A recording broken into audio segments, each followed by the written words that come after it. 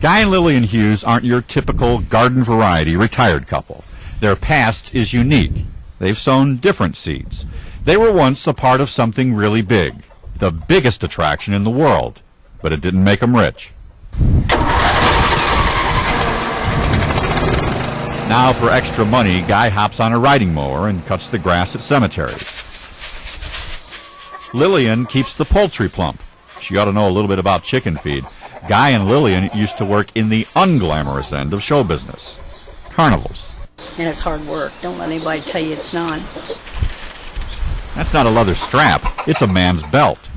The carnival show was a family effort, but the big star was Guy's brother, Robert Earl. He wore the pants in this showbiz family. This is my brother's belt, Robert Earl Hughes' belt. How big is it? 120 inches long. He's 110 inches around his waist. That was a little longer than it sticks out about 10 inches. 120 inches? That's 10 feet. Guy's brother, Robert Earl Hughes, was 6 feet tall and 10 feet around. It made Robert Earl the world's most prodigiously pounded human ever, the world's fattest man. They said when he was 6 months old he had whooping cough, and it ruptured the thyroid gland. And after he was 6 months old, he went to gaining.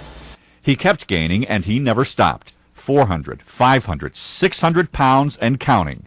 Word spread about Robert Earl's massive bulk. It was hard to hide. It was harder to believe. So people from all over came to Fishhook to see him in person. A lot of people always thought it would be bad because he'd gawking at him and things, but Robert didn't think that. Robert enjoyed company because that's the only way he could have people to come and see him. Robert Earl was a natural wonder. He began making appearances at stores in Hannibal and Pittsfield.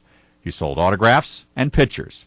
With Guy and Lillian acting as drivers and managers, Robert Earl appeared at county fairs and carnivals as a sideshow attraction. Most of the people were kind. Some were not. When we really went on the road, we built this van so people couldn't get to him because there's lots of, I'd call them smart alecks. They would burn him with their cigarette to see whether he was real or not. So you had to keep the public away from him then. But to go along with his size, Robert Earl had an enormous and unbreakable spirit. He had a huge capacity for giving and taking joy. His emotions were not disproportionate.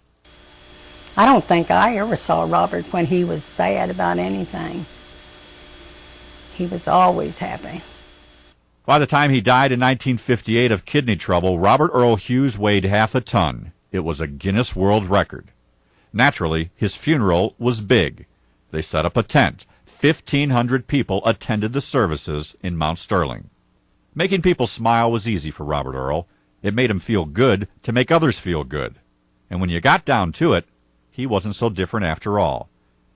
You can take all kinds of measurements of a man, but in the life of Robert Earl Hughes, one statistic stands out.